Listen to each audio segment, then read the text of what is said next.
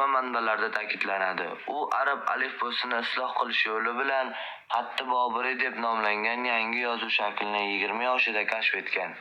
Boburning eng mashhur asari Boburnoma bo'lib, tarixiy badiiy memuar janrida yozilgan. Asarda 1494-yildan boshlab, ya'ni Bobur taxtga chiqqan davrdan to umrining oxirigacha bo'lgan voqealar xronologik tartibda yoritilgan. Bobur fiqh, ya'ni islom huquqi masalalariga ham e'tibor qaratib, Mubayyin nomli asar yozgan. Unda shariat qonun qoidalari she'r uslubida bayon qilingan. Shuningdek, Bobur Arz risolasi nomli ilmiy asar ham yozgan. Xo'ja Ahror Voliyning Volidiy asarini she'r uslubida tarjima qilgan.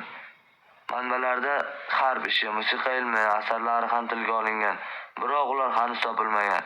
1992-yildan buyon O'zbekistonda Bobur nomli xalqaro jamoat fondi faoliyat yuritadi. 2024-yilda Zahiriddin Muhammad Bobur asarlarining 6 jilddan iborat kulliyot nashr etiladi.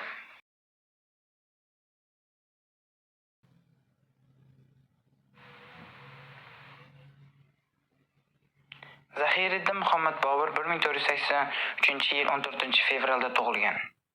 12 yoshida Farg'ona taxtiga o'tirgan. Zahiriddin Muhammad uning asl ismi.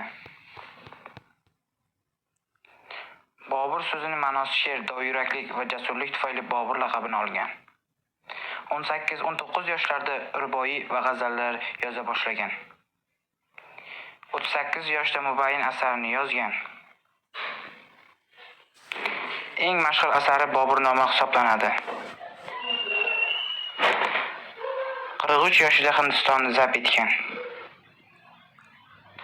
Boburiylar sulolasi asoschisi. Chet tillarda ijod qilgan Zullisonayn shoir bo'lib, uni turkiy tilli she'rlari ikkita devon, Kobul devoni va Hind devonidan o'rin olgan. Ammo afsuski, Kobul devoni bizgacha yetib kelmagan yoki hanuz topilmagan. Hind devonida 400 dan ortiq she'r bo'lib, lirik turni g'azal, ruboiy, tuyuq, qita, masnaviy, muammo kabi janrlarda bitilgan. Bobur devonining asosiy qismini g'azallar tashkil etadi. Shoir g'azallarining aksariyati oshiqona va hasbhol yo'nalishda bitilgan. Oshiqona g'azallarda ma'shuqa go'zalligi va oshiqning ruhiy kechinmalari aks ettirilsa, hasbhol mazmundagi g'azallarda shoir hayotining muayyan davri va o'z ifodasini topganini ko'ramiz. Ba'zan esa oshiqona kechinmalar bayoni bilan boshlangan g'azallar she'r so'ngiga borib hasbhollik yo'sinini o'zida mujassamlantiradi.